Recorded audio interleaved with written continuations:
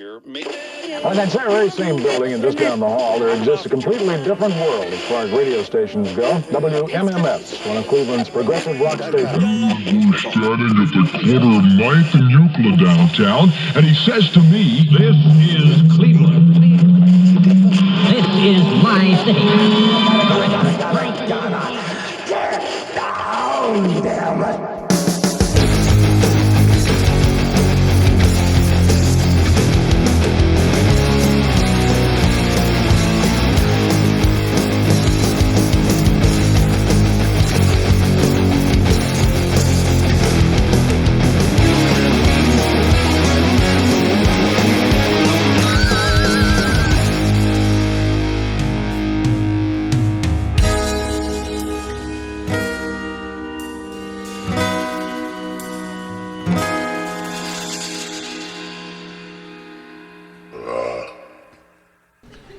I had to go there and fix some plumbing stuff the other day, and I was getting nervous when they asked me if I need help. It makes me feel like less of a man. And I think I get that from my dad, because when I'd go to Home Depot with him as a kid, if they ever asked him for help, he would grab the nearest item and just say that's what he was looking for. They'd be like, "Sir, can I help you with anything?" I'd be like, "This is it."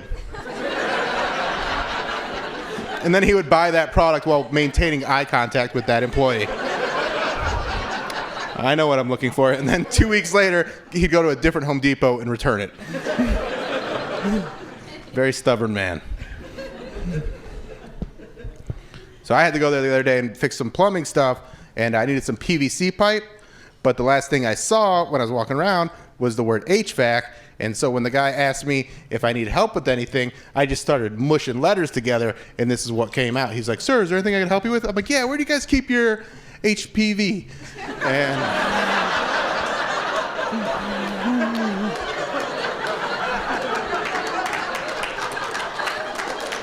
he didn't skip a beat. He goes, "In my ex-wife."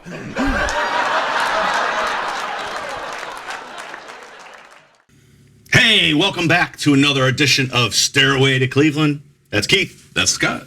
And today our very special guest is one of the top comedians in all of Cleveland, touring around the nation when you get time. When I feel like it, yeah. Also, the second mic on the Alan Cox Show, Monday through Friday from 2 to 6:30. Got his own podcast himself, The Bill Squire Show. Award-winning podcast. Award-winning. Yeah, Cleveland scene. Well, there you go. That stuff, yeah. Nice. Say no more. This is Bill Squire, ladies and gentlemen. Probably going to get beat by you guys next year. You guys are trying way harder. Full effort. Yeah. But yours is great, man. I've watched it a bunch of times. Thank you. I love everything, too. Let me give you a little hint of what makes my podcast so good. Tommy, a hot chick. You add a hot chick to your podcast, it gets better. Well, we've got Keith. Yeah, I was just going to say, that's why I'm here. That's what I was saying. You got Keith, so you're in the right, you're heading in the right direction. We're heading in the right direction.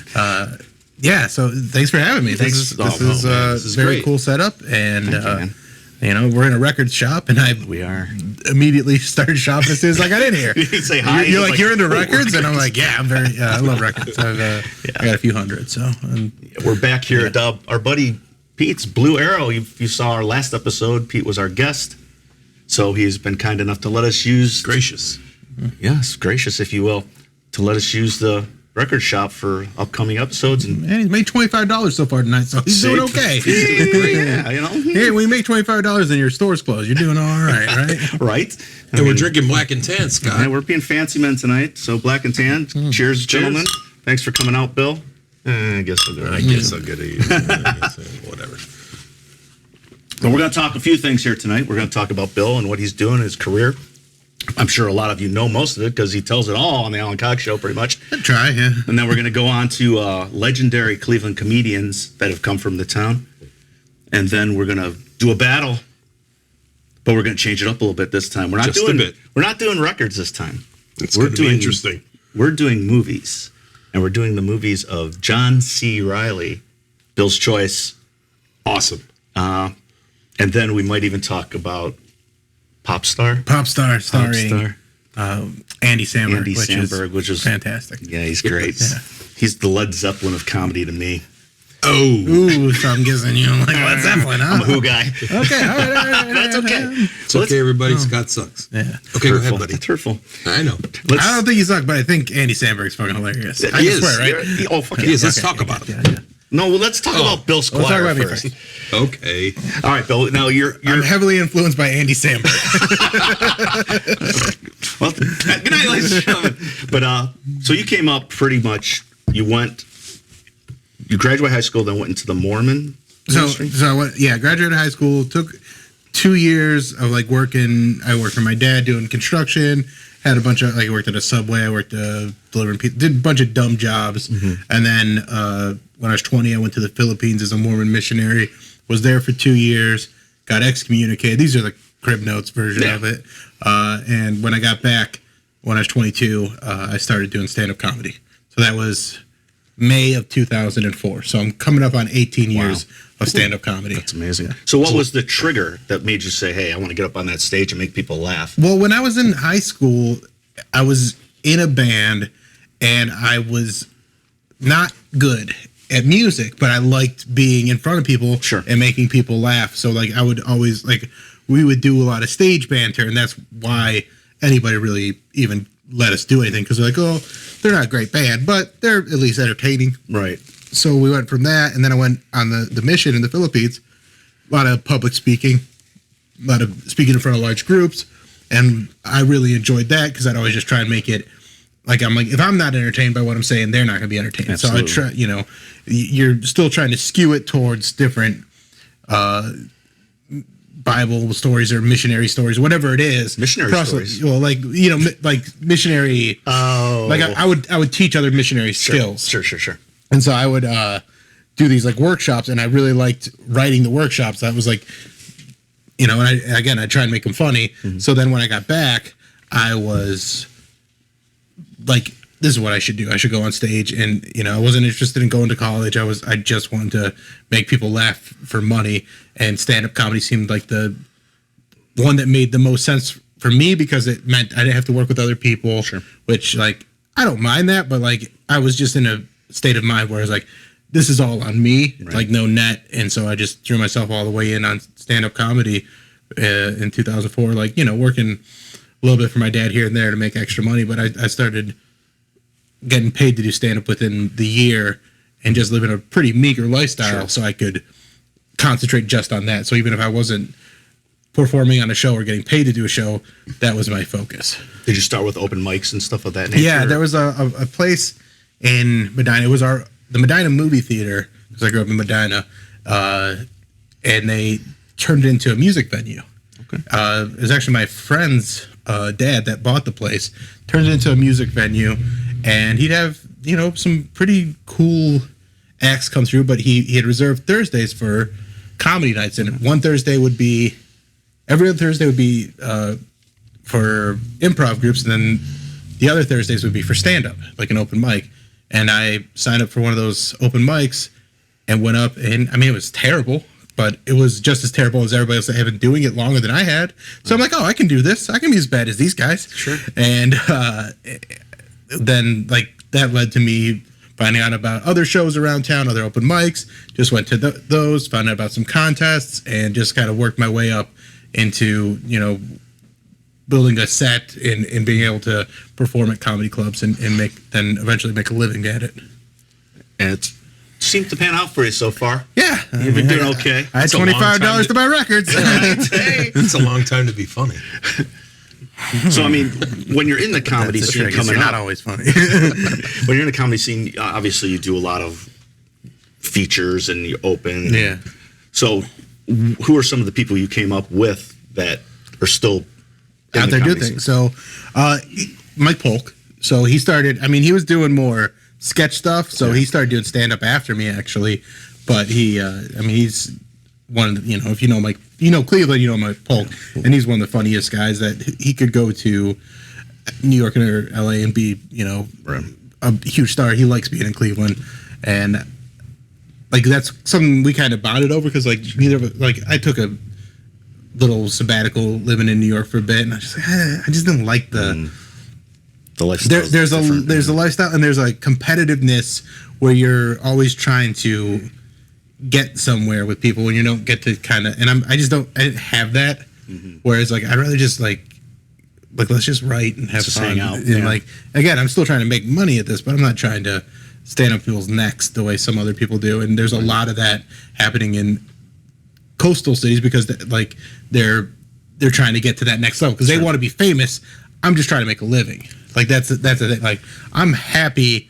Like I don't need to be the biggest comic in the world. I'm happy just like I pay my bills. I own a nice place. Like I have a great life, and it's paid for by comedy. And that was my goal. So I'm thrilled with that. Whereas I think there's a lot of people that would kill to be in a position. Absolutely. That I'm in. So I mean, making a living of doing something you love. like a comfortable living too. It's not like I'm like scraping. I mean, I definitely had the years where I was scraping by, but it was still, it was all part of the process. Like if I was making what I'm making in my 20s, it would have been.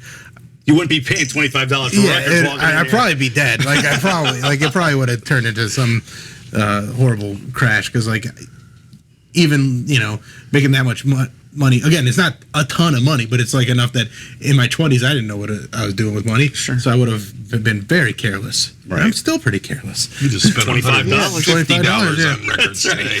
That's right. So, but I also had to pay for gas to get out here, which was a lot more. That's true. But so you came up. When was your first record?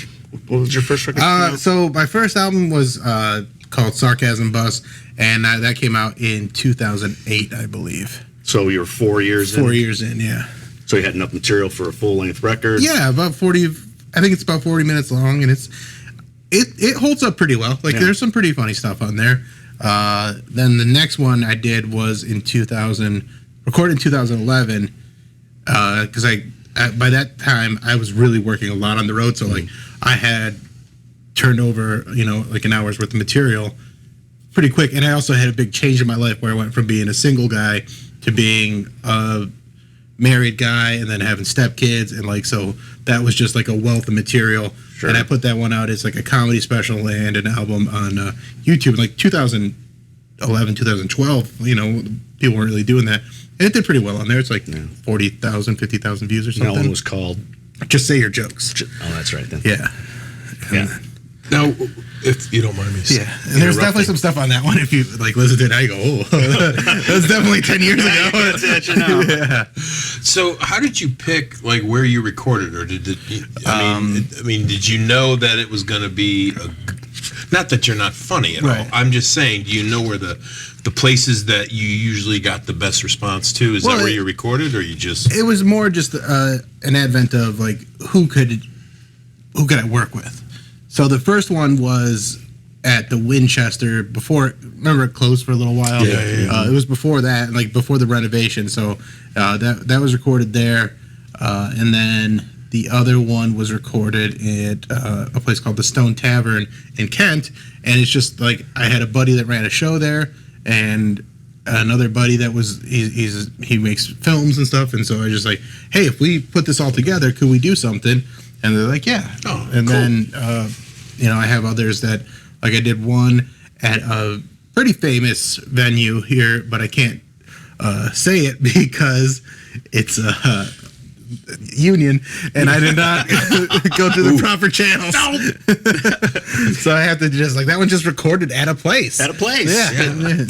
Where if you get if you were there, out. Yeah, but that's a later one. I won't say which album it is because you won't know. And then there's another one at a different, like, and then the Bam Bam's the latest one. Right. I have a bunch, and some of them are kind of like, they're a little rough because I was just kind of documenting. It wasn't necessarily trying to like it was a time in my life. It's more like put a stamp on. Yeah, put it like, okay, I just wanted to make sure I bookmarked this material, say like I got it out there in a way, and then I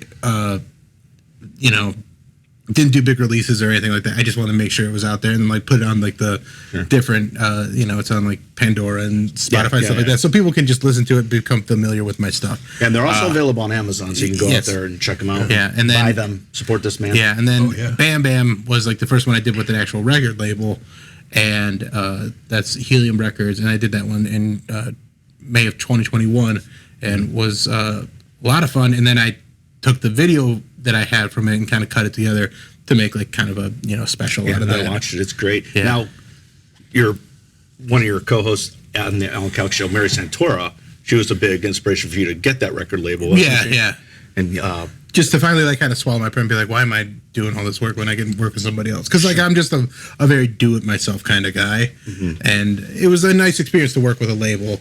I think if I do it again, I will go back to doing my independent stuff because like as much as the label helped me, it was more like a learning situation where like, okay, this is what I need to do to make it the quality I need it to be, and I can do that. Right. And so sorry, Jeremy. Sorry, Jeremy. If you're listening, I'm probably not gonna do another album with you. Now, did the label ever try and tell you what you could and couldn't do, or were they pretty open with you being able to? He was down. He said record whatever you want, but we focused on doing something that was cleaner, and not necessarily. So when you talk about comedy, there's a lot of different like clean doesn't necessarily just mean you're not swearing. Clean means like the subject matter is clean, and it doesn't just mean like you're not talking about sex. It's talking about controversial topics. So I still kind of go into controversial topics. I'm just not swearing in them, and I'm kind of approaching them from like kind of an aw shucks attitude. So I talk about religion a lot, and I'm not trying to go in on religion. I'm just kind of trying to say like, hey, here's some silly things about religion that, they don't quite add up, but it's not that serious. So if you really want to poke holes in my theories, they're just jokes. It's just like an observation that I had. And, baptism is one of the things I talk about, and I have a good time talking about it. I think I make some silly, fun points in it, but I'm not trying to say baptism is good or bad. I'm just saying like some of the observations of it are like and how they do it in certain religions are silly, and so I want to just kind of poke fun at that, and and that leads into me talking about like not believing in God and how but that doesn't mean I want to talk to you because you're an atheist, because you're annoying too. Right. It doesn't matter what you think, you can still be annoying. Yeah, I believe in science. Well, science is a piece of shit. Like science makes me so sad all the time. Yeah, people are just But like science really just is, and that I kind of go into this thing about how science is just so mean. It doesn't care about your feelings or anything. It doesn't. It's like sometimes you want it to, and it's like I'm not going to. Right. Now the album Bam Bam, which is available for purchase. Don't forget. Now you dedicated this record to your mom? Yes, yeah. Because that was your nickname. That was my nickname as a child, and like she still calls me Bam Bam. So like, really, Bam Did you Bam. destroy a lot of shit when you were a kid? Is that what? Yeah, that's Or did you literally walk what around it with a was. big wooden club? I mean, so I had my sister's father-in-law made me a big club that I have in the album cover. Yeah, okay. So like he made this big club just for that shoot, which is really cool. And then, but yeah, my mom just said I destroyed everything when I was a kid. So, and that was physically. Now as an adult, I destroy her hopes and dreams for me to ever return to the kingdom of God. Well, I just destroyed this black and tan, so I guess we're on the same page. Yeah, okay. I'll catch up. So let's backtrack a little bit. So 2013, you joined the Alan Cox Show full time? Yes. Yeah. Started like filling in end of 2012. Was officially hired in February of 2013. So just over 9 years now. And that's been very fun. And it's been nice because, from 2004 to 2012, that 8 years I was working as a comedian, like in booking everything. Like I was living off of road work or working at clubs around Cleveland and Akron and Canton, whatever I could get. And that is exhausting to just look at your calendar and be like, okay, how can I fill this with money? And I was like supporting, I got married and was supporting 3 kids that are, my stepchildren that's the funny thing is people get shitty in comments like when I make jokes about it, like that's a beta move to raise kids that aren't yours, and I'm like, well, sorry that I thought about the kids. Sorry, I wasn't a piece of shit. Yeah, sorry that I was like, oh, these kids need a happy life. Yeah. I guess I should have thought about what dudes on the internet think, but God, don't do that. Yeah. Trolls will troll. No, it's one of those things where like I'm happy for that kind of dumb criticism because it gives me ammunition for more comedy because I'm working on a whole bit about that where it's just like I'm astounded by that mindset, but it's fun to kind of delve into it and kind of dissect it and be like, oh, you're this alpha male. Let's see what you think being an alpha male is. Oh, it's really just being super fucking selfish. Right. Yeah. Like it's just being so selfish. Yeah. And that's what they call alpha male. Alpha. Yeah. Give no shits about anybody but themselves. Know a few about those. Yeah. Oh, I know a few. Yeah. And guess what? I'm a beta male that's really fucking selfish. So try and deal with that, you alpha boys. Take that. So there's been a lot of changes to the Alan Cox show since you started. I mean, it was you, Alan, obviously, and Erica. Yep, just the three of us. And we'd have the interns rotating through, and they were a smaller part of the show. And as like I got more comfortable on the show, you know, it was really the dynamic of like me, Alan, and Erica. So we made the decision to bring Erica in because she was like the phone screener technically, and we moved her from the side studio into the actual room, and that changed the dynamic. And then that brought the interns as a bigger player on the show, which made it so Pound Cake could eventually be hired because because of lawsuits they had to get rid of interns and actually pay people. And so who'd thunk? Yeah, it worked out worked out great for him as him getting on the show. And then Erica got sick and she had to leave the show, which is a very, very difficult time. Terrible. Like it was such a bummer because like every day for about a year and a half, 2 years, you know, there'd be the times when she couldn't be in, so it was just the three of us for long stretches. You know, Gwen would sit in from time to time, Mary would sit in from time to time. I think we had Gab Cruz from in Park Coast of the Guardians, and so we had, you know, these fill-ins here and there, but it was a lot like of heavy lifting for me, Alan, and then Pound Cake, and but beyond that, you're also, you know, Erica became a very good friend of mine. So those days when she would be in and she wouldn't be feeling well, you're hoping that she can get through the show, but you're also, I mean, she passed out on the air before. Yes, I was listening. Yeah. So like you're just kind of worried about her and like her, you know, there's a lot of stuff that happened that wasn't on the air. Sure. That it just, you know, you're just worried about someone's well-being. Absolutely. And then like that the strain that it put on her, like having that and like losing her health and her job was incredibly difficult. So so when she had to leave, it was a very bittersweet moment because like, you know, we got Mary on the show and she's great on the show, and it's she's a different dynamic than Erica though. Right. Absolutely. And the funny thing is, the first time I met Erica, I met you that night as well, but you were not in a happy place at the Willoughby Bar Crawl. This was no gazebo action. Oh, this is before. I was not drinking at that time. You were not drinking at that time. Yeah. And I actually hung out more with Erica's parents that night than anything. They were great. They're good people. They're great people. Yeah. And they hung out with you. Yeah. They did. They're nice people. They're fun to hang out with. They must be really nice. Yeah. Yeah, that was like I was not drinking and like kind of going through a rough time with the ex-wife, and so she's still a current wife at that time, I believe. Yeah, still current wife at that time, and that didn't end until that was 2014. So then 2015 is when we split up. Right on. Yeah. Well, it's great that, I mean, you're obviously still very heavily involved with your kids. Mm-hmm. And I thought you were talking about alcohol. And alcohol. Yeah. I started drinking. Yeah. And and the show's doing great. Show's a lot of fun. Yeah, and this iteration with Mary is very fun, and it feels like a writer's room every day where we kind of get on the topic and just kind of bounce silliness around, and that's nice, especially with some of the heaviness that's happened over the past. I mean, 9 years that I've been on the show, like there would be phases where it would get kind of heavy politically or just world news. I mean, right now is a tough time because of what's going on in Ukraine. Yeah. And I think we're all seasoned enough now to like not let the impending doom feeling overshadow the show. Sure. Yeah, today you had the uplifting story of a guy dropping a dog off a 7th floor. Yeah, fun stuff like that. But I tell you, the three of you guys, I mean, 3 great comedic minds in one room.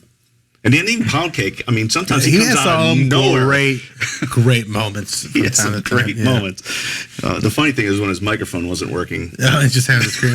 Screaming. And so we're moving to those downtown studios at some point, and it can't happen soon enough because that place is just, it's something. It seems to be falling apart. Yeah, it just there's a lot of there's too much for no one to handle, right? And there's no one to handle it except for us. So and the thing is too, you were pretty much in charge of the live stream that went on YouTube every day. Yeah, and now it's just parsed up into clips. Like we post every segment, but it's not the same as the live stream where people can watch along. Right. And people still enjoy that. It's not the same. That interactive. Yeah. So once we're downtown, we should that aspect should be back. But I think I'm still going to post the segments in sure, just to have that too, because those do well on their own. Because if we get to a certain topic, it's nice to have just be able to dive in there. So not to get too deep into it. So when we come back, it's going to be the live stream, and then instead of a live stream replay where it's got all the breaks in it, like the 10-minute commercial breaks, it's just going to be the segments will get posted. So you can watch the live stream, and then you'll get segment by segment in the playlist. Don't want to miss those Wendy's commercials. Yeah, right. Well, those aren't supposed to go on the live stream. So those then you're good. Yeah. Well, everything's coming up Bill Squire, it sounds like. It does all right. Yeah. You're doing good, my friend. I'm happy with it. Yeah. That's what you're doing. And now, because of new social media things like TikTok and the Reels segment of Instagram and the Shorts segment, Grindr. I mean, that's a whole different. Yeah. What? I mean, killing it on there too. But then the Shorts, I've had a lot of exposure for my stand-up in the past few months, where it's they're getting a ton of views on there. So that's great. That's cool. But that's where you get a lot of people not really understanding how stand-up works, and it's kind of funny to see how people are missing the point. I have this one bit about my daughter getting her first job and how people were mean to her and how that made me so happy. Because you get it. I have two daughters. Yeah, you get that. Get it. Right. You deserved it. And there's exactly. And I say and the world is making her life they're showing her the real world, right. And I'm gonna make my heart sing. And you're pulling back that curtain. Because I'm yes. Yeah. You thought you had a hard life, and you don't. Now it's getting a little hard, and you're now I see what you're talking about.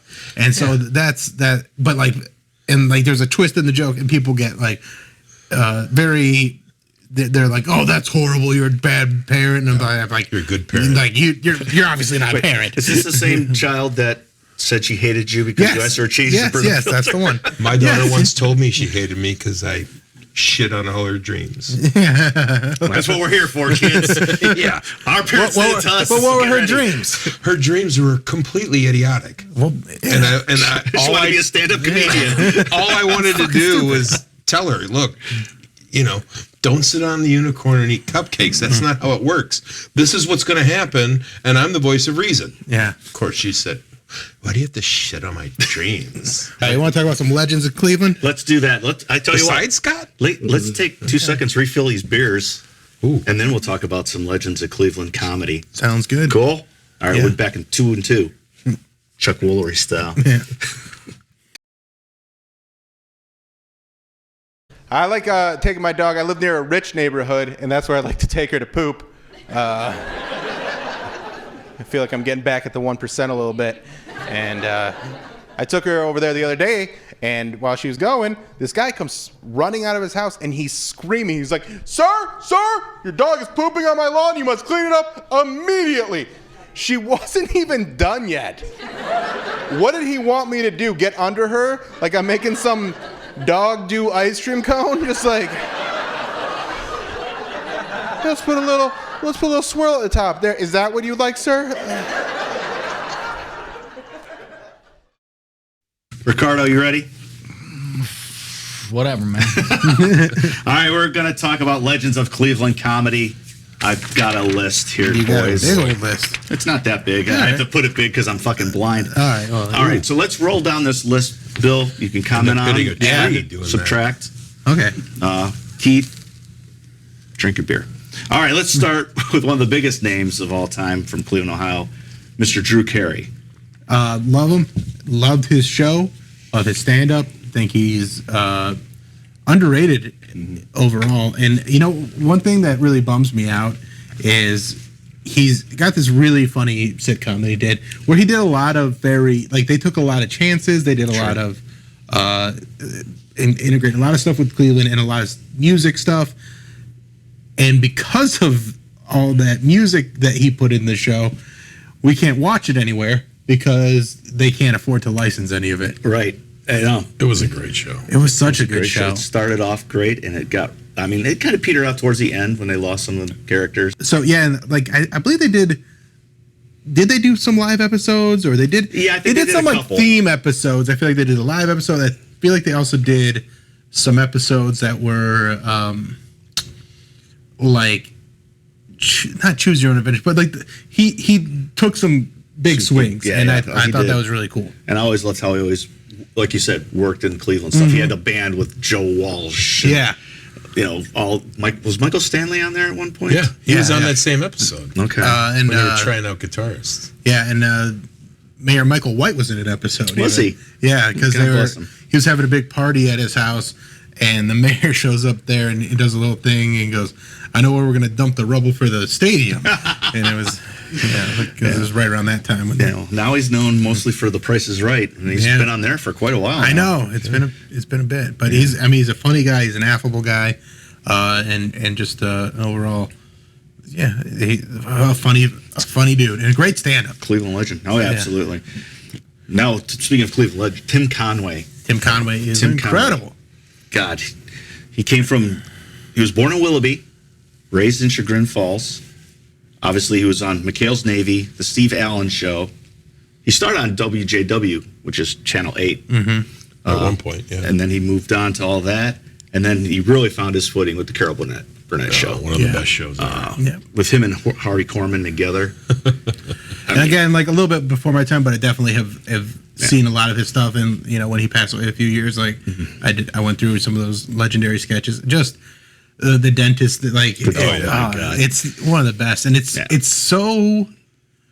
almost a bummer that you could kind of do something that that's a pretty subtle sketch. Like it's funny, but like it was you didn't have to be like the wacky wild thing. Sure. You could kind of let things build back then, and he was really good at that. And again, like playing things straight and dry, like it was awesome. And that's a big master. He was big fan of that kind of humor. Yeah. And he really knew how to break up Harvey Korman. Yeah, Harvey Korman couldn't. He couldn't.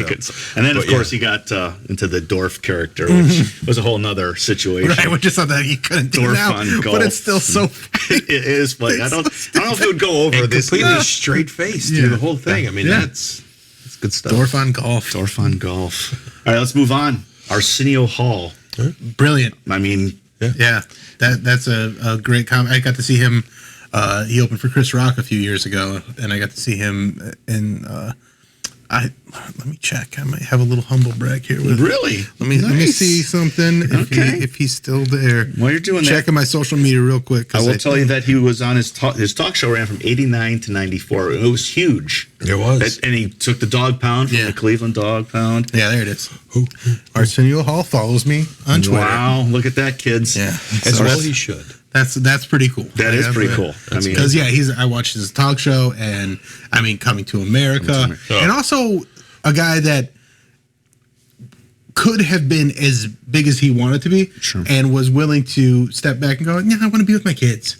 Right, and that's what he did. Like that's one of the things I do like about a guy like, because he's just like, I've got money, I've got success. Right. I want to make sure that my kids are a big part of my life, and so he took a break and made sure that they grew up with a dad around. And he came back with the show for a little bit. It didn't really take off like it should have. But another great movie was in Harlem Nights. Oh, So underrated. That movie is so funny. I mean, people think he's Eddie Murphy's boy and stuff, but I mean, Eddie Murphy was lucky to have him. He's very lucky to have him. And he knows that too. I think he does. Yeah, I think he does. Okay, and then probably the biggest legend from Cleveland, Ohio, Bob Hope. Bob Hope. Yes, Bob Hope is. I mean, when you think of Cleveland legends, I mean, Bob Hope's probably on the Mount Rushmore. He's at the top of the list. Yeah, for all of it, for not just comedy, but Cleveland, like notable Clevelanders. Right. Yeah. I mean, he was obviously known for his stand-up. He started in vaudeville in the 20s, moved to radio, movies, and television. His buddy rode films with Bing Crosby. I mean, there's like 7 of them, I think. Mm-hmm. Rick will check that. And they're legendary. He's also known for the big USO tours where he bring all the celebrities over to the servicemen. And he hosted the Academy Awards 19 times. 19 times. That's crazy. He died in 2003 at the age of 100. He was great. Bob Hope made it to 100. I didn't. He had a lot of hope. Guess I didn't realize he started that. I mean, yeah, if he was 100 in 2003, so he started. Yeah, in the 20s.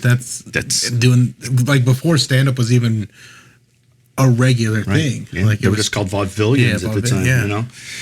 It's amazing. I mean, a legend. Now here's one that we're kind of pulling out of our ass. Don Novello from Ashtabula, Ohio, graduated in Lorain. Do you know him, Keith? I remember him. Do you know his character? No, I could be completely wrong here, but wasn't he like mid to late 80s? No. Nope. He was better known as complete dope. Father Guido Sarducci. Okay, yeah, I know. Yeah, Father Guido I never knew his real name. Okay, yeah, Don Novello. Oh, yeah, I didn't know he was from Cleveland either. Yeah, he's from Ashtabula, graduated from Lorain. Yeah, he started on the Smother Brothers show, which was a great show back in the day. Probably before all of our times. A little bit. Father Guido Sarducci was in the late 80s. Well, no, then he went over to Saturday Night Live. You got to remember, that was the 70s, because he was on the light beer commercials and stuff, too. It's true. So, all right, Don Novello. I'm full of crap. Now let's move on to previously mentioned Mr. Mike Polk Jr., who's amazing. Amazing, very talented with in stand-up, in sketch, and musical comedy. Like he's jack of all trades, and now he's a news anchor, which is amazing. Well, they like to call him a featured reporter. Yeah, whatever. Featured reporter. He's an anchor. I mean, he's known a lot for his hastily made Cleveland tourism videos. I think there's 3 of them. Yeah, the Factory of Sadness video. Yep. I mean, every Browns fan shed a few tears watching that. He and I used to do a sketch series called Man in the Box, where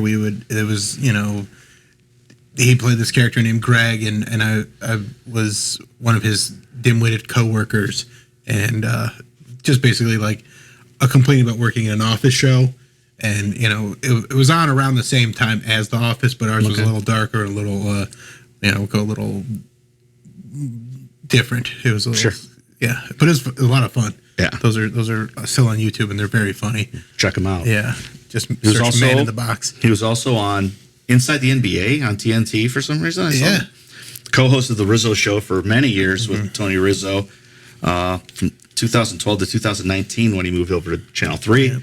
Now he's a feature reporter, and he's also the founder of the comedy troupe Last Call Cleveland. Yep, and a good friend of mine. And he also he had one of his viral videos that didn't have to do with Cleveland was a song called "Stupid Fucking Cat." Nice. And it was when he first got his cat. It was a kitten, and he just like filmed his cat. And he's saying, "I'm a stupid fucking cat," and I just like later. And I think it got on Tosh.0, and I was visiting a friend of mine. Like I was on the road, and I was staying at my friend's house, and I was just sleeping on his couch. We were like going to do a gig the next day in North Dakota. He lived in Minneapolis, and I hear him and his girlfriend getting it on in his bedroom, and then when they're done, she starts singing, "I got a stupid fucking cat," and I was like, "Hey, I know that guy." So that's pretty. It all that's comes together. One person I want to throw on there that I'm guessing you don't know, but he's kind of the guy that helped me get booked in clubs when I started, and his name's Mike Veneman. Okay, and so he used to do a comedy class. He would teach it at we meet at a hotel, and then we did showcase at the Funny Stop when it was still called Polarities down in Cuyahoga Falls. and it was in the. I don't know if you ever went to that one where it was like the split stage, and it was a really weird room, but it was really fun. And so he's a guy that he wrote for Fox, all those blue collar guys. Oh, right. And he wrote mostly for Foxworthy. Him and Foxworthy were good friends, and he was just like a road dog comic, but he was incredibly funny, incredibly kind to the comedy community in Cleveland. And he passed away of ALS a few years ago, and he was just the coolest guy, and again, just like could write a joke like that. Like he was just so funny. Really brilliant mind. Yeah. Let's move on. Yeah, let's move on. Vanessa Bayer. Are we familiar with Vanessa Bayer? I love Vanessa Bayer. Okay. Yeah, she's from Orange. Yeah. She's best known as the cast member of Saturday Night Live from 2010 to 2017. Rolling Stone called her SNL's secret weapon. She does a sketch on SNL. It's like the nervous weather reporter. I've seen that. It's very funny. Yeah, she's great. Yeah. She was also diagnosed with leukemia as a child. Now she's an advocate for children with serious illness. She's written a book. So yeah, she's very funny. Okay, awesome. And then we got Yvette Nicole Brown. Yeah, she was on Community. On one of my favorite shows of all time. It's such a good show. When Dan Harmon was the runner, it was untouchable. Yeah. She's best known as Shirley on the hit Community. She's from East Cleveland, Ohio. Very smart lady. Graduated from Akron. Yep. University of Akron. She was a very smart lady and very funny.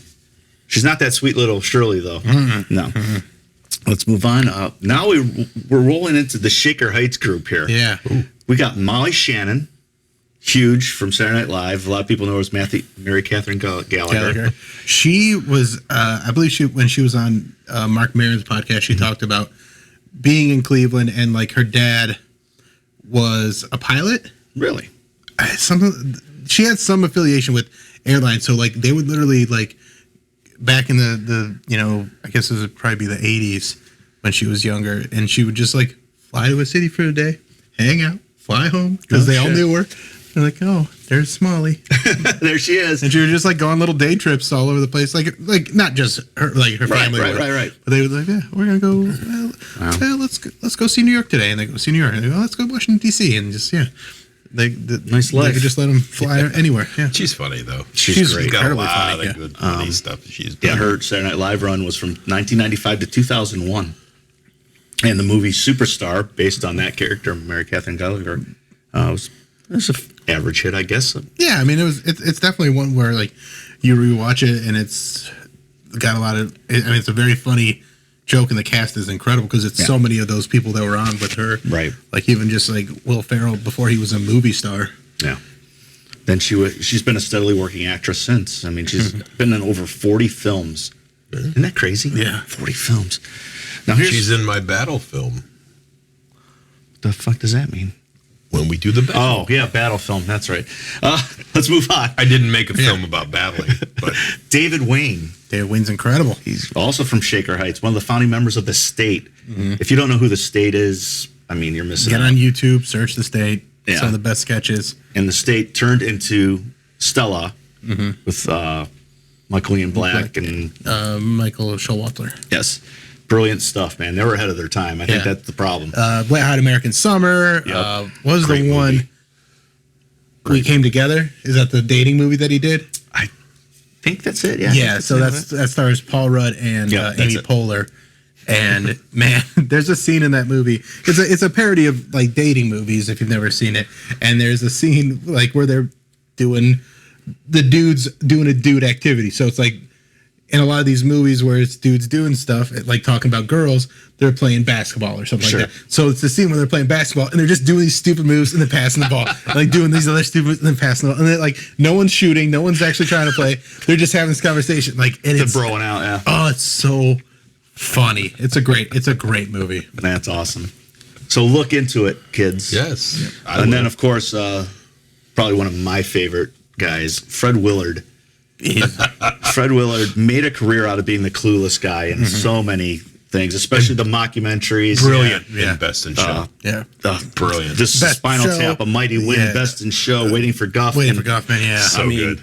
I mean, unfortunately, we lost him in 2020. Yeah. But talk about a brilliant guy. I was lucky to like meet that he was on the show. Really? Was he? Yeah, we had like this one kind of awesome day where Tom Papa and Fred Willard were on the show together. Jeez. And like they were all like, so I'm just like sitting there fly on the wall listening to these guys tell stories. Like they had worked together, knew each other. It was incredible. So yeah, Fred Willard is so funny and so, again, someone that didn't break.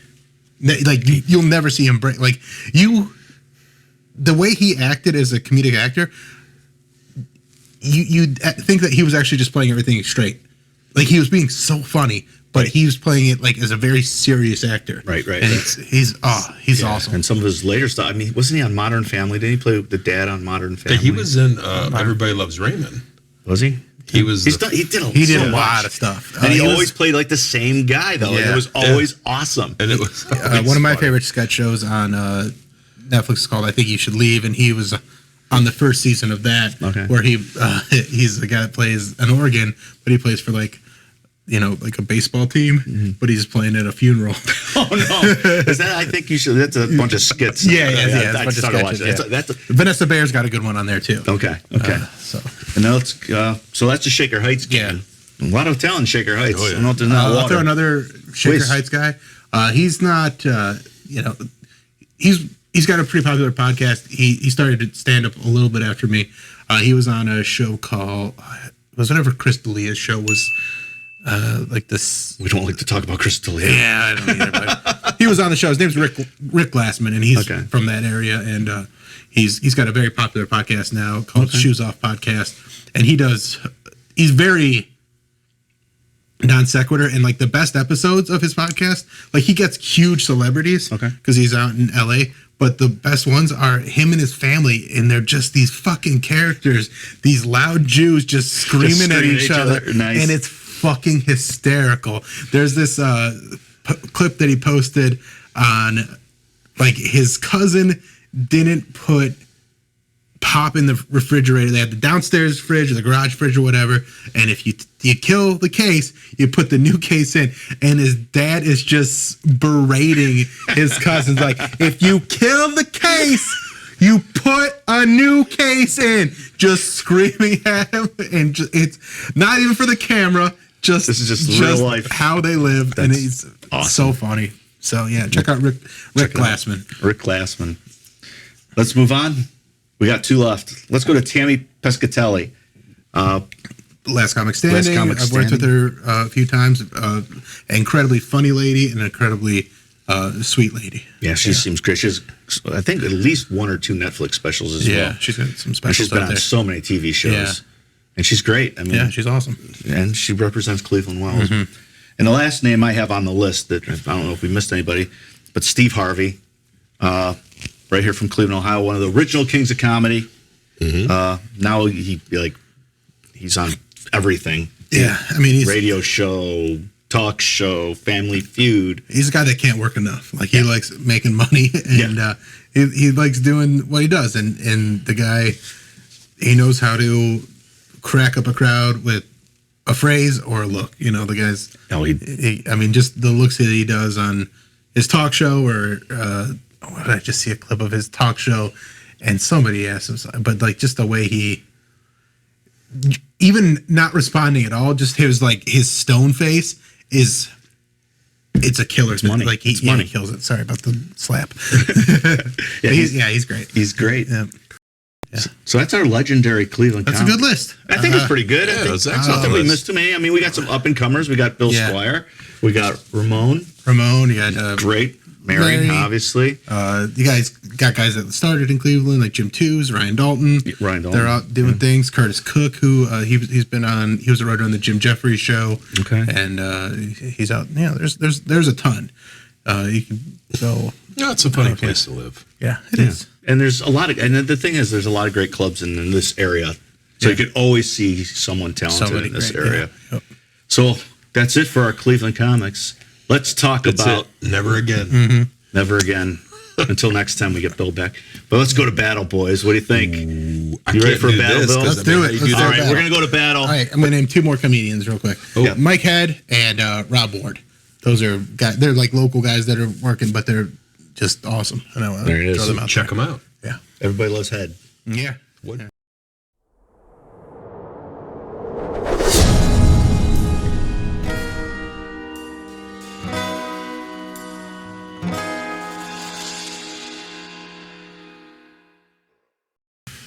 All right, we're gonna battle movies this time. Woo! And this time we're doing the movies of John C. Reilly. Yep. The comedic movies. The comedic, yes. Yeah. Although he's been in a lot of movies. He's been in so many movies, and he can do it all. He can play. I mean, he's in like half a dozen Scorsese movies. He is, yeah. Gangsta And New he York. always looks the same. That's what I like about him. He doesn't change for anybody. And before we get into the movies, probably my favorite John C. Reilly, Dr. Steve Grohl. Oh yeah. I mean, What was that from? That was from Nick, Adult Swim. Tim and Eric. Yes, Oh, check it out. yeah. It was Okay. just, yeah, Yeah. it was great. All right, but let's talk about our favorite John C. Reilly Let Bill movies. go first. All right, so my pick for John C. Neat. Reilly, this is his, I would say his biggest like comedic movie where he is the star. Yeah. And that's why I went with this one because it's not one where he's leaning on Will Ferrell or like sidekicking Will Ferrell. Right. This is Walk Hard, the Dewey Cox story, which is an underrated parody movie. Masterpiece. It's so stupid, it's so funny. Let's be careful with the M Easy. word. It is. As far as parody movies go, I think it would be a masterpiece. Okay, it's a good. It's fantastic. It's got a great cast It's got an amazing cast. and incredible cameos, and like the more you laugh know thinking about. about And it. the Go thing ahead. is, if you know a lot about music, this movie has so many more jokes than just like the top layer stuff. Like yes, Jack White plays Elvis, but he's playing Elvis at the time when he was really into kung fu. So he keeps doing the kung fu stuff, and like some people just think that's just like a silly decision they made, but that's really making fun of Elvis at like a deeper level. Right. Yeah.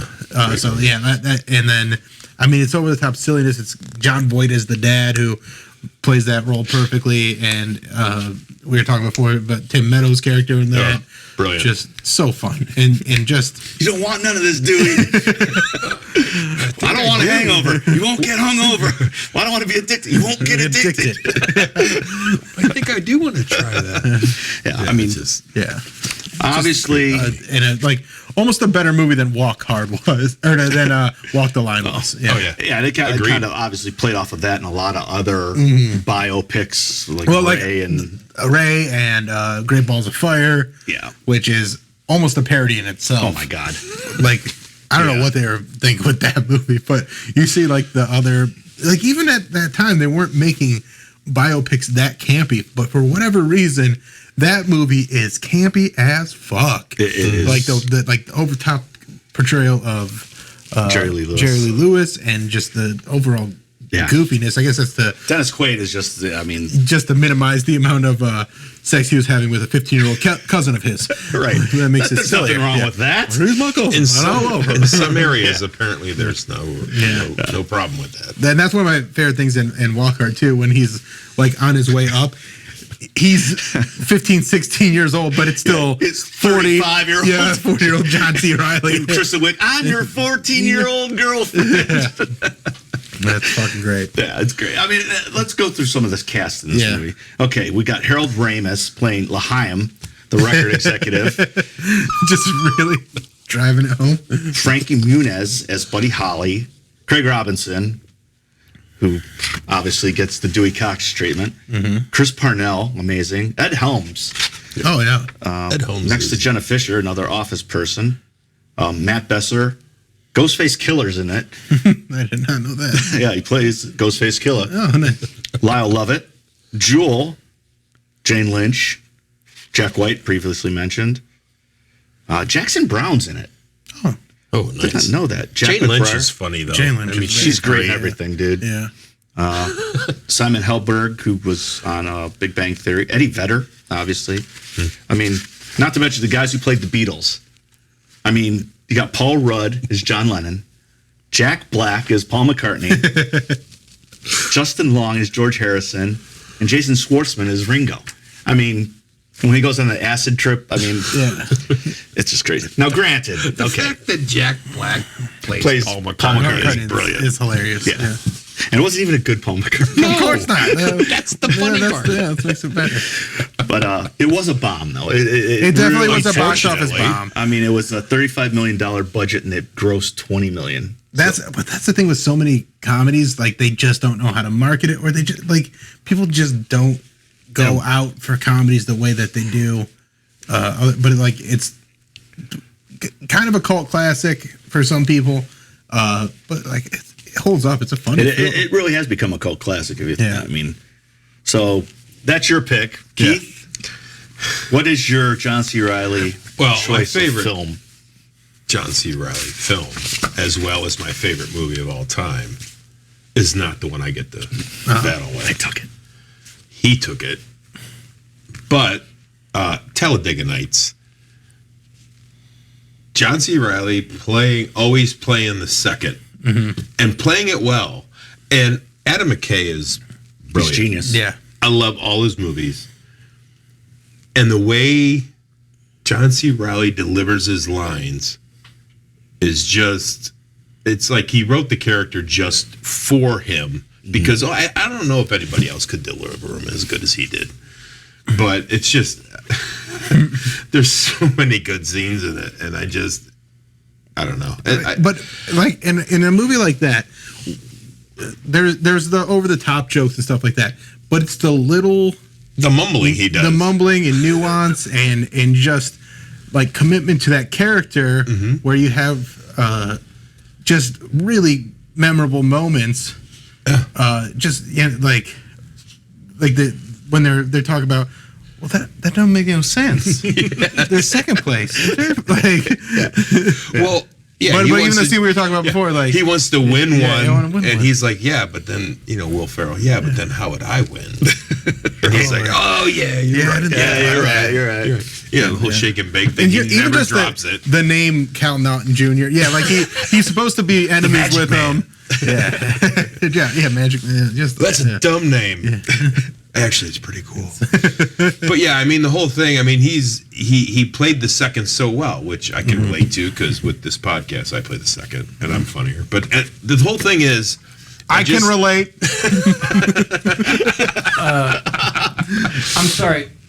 I'm sorry, Keith. You're the third. Well, Rick, that's really neat of you to say so.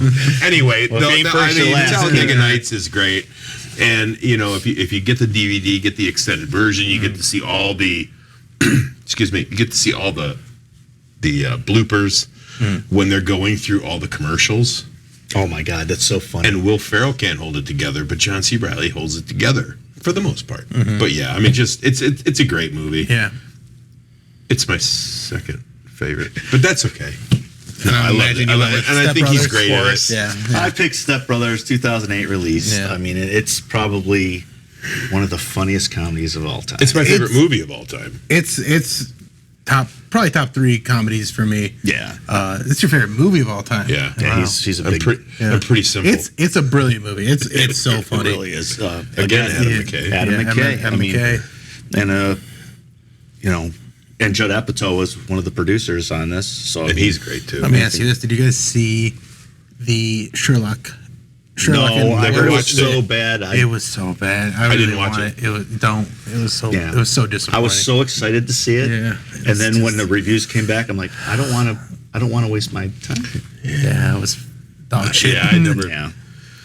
Well, sometimes you go the well too many times. Yeah. Although they have been talking about doing a sequel to Step Brothers for a long time. Well, I heard they're not getting along anymore because Adam McKay's doing that Lakers series. That thing. Yeah. And he cast John C. Reilly in it and not Will Ferrell. Will Ferrell, passed over Will Ferrell, and Will Ferrell kind of has he's got his panties in a bunch. Yeah, a little bit of a grudge over that. So hopefully they can straighten it all out and give us another good movie. But I think they were both main characters in that movie. In Step Brothers? Yeah. Oh yeah, it was definitely. And it was good because I think they both had so many great lines in that movie. Oh man, speaking, I even printed some of the best quotes because Fantastic. there's so many. So many, how many times have you said these to your friends? Wait a minute, you want to punch me right now, don't you? I mean, I can't even make eye contact with you right now. Your voice is like a combination of Fergie and Jesus. I remember when I had my first beer. Yeah. That's Will Ferrell though. Yeah. We gotta go John C. Reilly's though. Right. Okay. How about the whole drums? Yeah. The teabagging of the drums. Why are you sweating? I was watching Cops. Well, you're lying because Cops doesn't come on till 4. That's right. Beat Laboratory. Yeah. I witnessed with my own eyes your testicles touching my drum kit. Yeah, I mean, but even like his a house of chemistry, learned doctors. his that but you're a medical doctor. That is all you know. But his chemistry with was that Richard Jenkins? Is that that plays his dad? Oh, yes. yeah. He's great with Farrell, but like those two together, it's very fun. It's like, Yeah. Dad, so I come out of the shower, I got a nice Chest shoes to a ball. Ball pro. And she's like, I've had the old My bull, luscious I want the V. young buck. And she grabs my wiener. Shut the fuck up, Dad! Like, That's right. shut the fuck up. What a great. I'm looking good. Got a luscious V of hair going from my chest pubes down to my ball fro. Come on. I mean, the whole thing with boats and hoes. Everybody says boats and hoes. There's so many shirts that say boats and hoes. We're sorry, Mr. In Prestige Worldwide. Mm-hmm. Who's great in this movie as well as the guy from Adam. what's his name? From Driver. Parks and Community. Not Driver. Parks and Rec. What's his name? Adam Scott. Adam Scott. Thank you. Yeah, he plays a great mean brother. Douchebag, yeah. Yeah. And he was like an unknown at that point. He was. Like the show that he had done before that was that HBO series about therapy, where like it was like on 4 or 5 nights a week, and it was like half-hour therapy sessions with the guy from Miller's Crossing, Gabriel Byrne. Oh, he's a great actor. Yeah, he had a series where he played a therapist on HBO, and that was like the thing that Adam Scott was on. He was like a serious actor, and then he got on in Step Brothers, which they could have cast like somebody from Saturday Night Live, anybody, but they cast him, and it worked out great, and it put him on a whole like different career trajectory, because then he was on Party Down, and then Parks and Rec, and like ended up having this like whole comedy career that's now like swolled into like a whole nother bunch of opportunities for A lot him. of doors for him. Yeah, absolutely. You know what else is great is Rob Riggle. Riggle's always great in whatever he does. But yeah, I mean, so we could sit here and talk about this movie forever because it's the best movie. It's the best one. I went with Dewey Cox because I was like, because you love everybody named Cox. I get it, Bill. It's a good movie, but it's not as good as Step Brothers. I can't say this.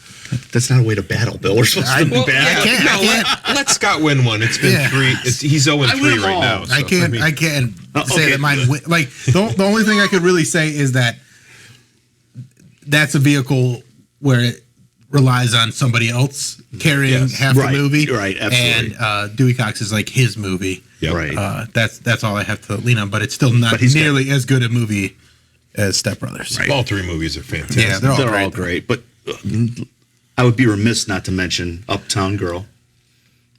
The Billy Joel. Strictly 80s Joel. Strictly 80s Joel. Baby Animal Man. You know that here's something I found. Go ahead. Billy Joel's 80 doo-wop sucks. Here's something you're going to find this great Horatio Sands freak out. Too. Yeah. Here's something you might find very interesting. Yes. In Uptown Girl are the actual members of the Attractions from Elvis Costello's band. They play the members of the band. That's amazing. Yeah. Also, another note that you might find interesting: Will Ferrell's fake balls cost $10,000 to make. Wow. Isn't that amazing? That is a lot. That's weird. That's the budget you need. How'd you like to be that guy? What'd you do today, honey? Oh, I was carving Will Ferrell's fake balls for this movie. $10K. I love my Chewbacca mask, even though it's not movie quality. So again, it's full of quotes.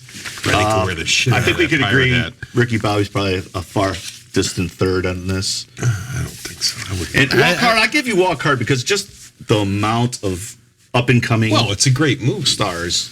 I would still probably put Talladega Nights above it though. Would you? I mean, I love Dewey Cox, but it's not as good. Like it's You picked this one to battle. Well, I could have taken I could have taken Step Brothers and won. You could have. But I didn't. Because you're a man of... Because I don't... You're a distinguished gentleman. Because what's the prize? Exactly. You win pride. Yeah. You get pride. Well, I'll give you $25 more for albums. You get a piece of pizza and a blackened right. fan is what you get. He's not looking. Okay, before we go, we will talk about how much Pop Star sucks. Oh, You never seen it, but I haven't seen it. I'll just say, I'm gonna go grab a Led Zeppelin record. yeah, check out Pop Star.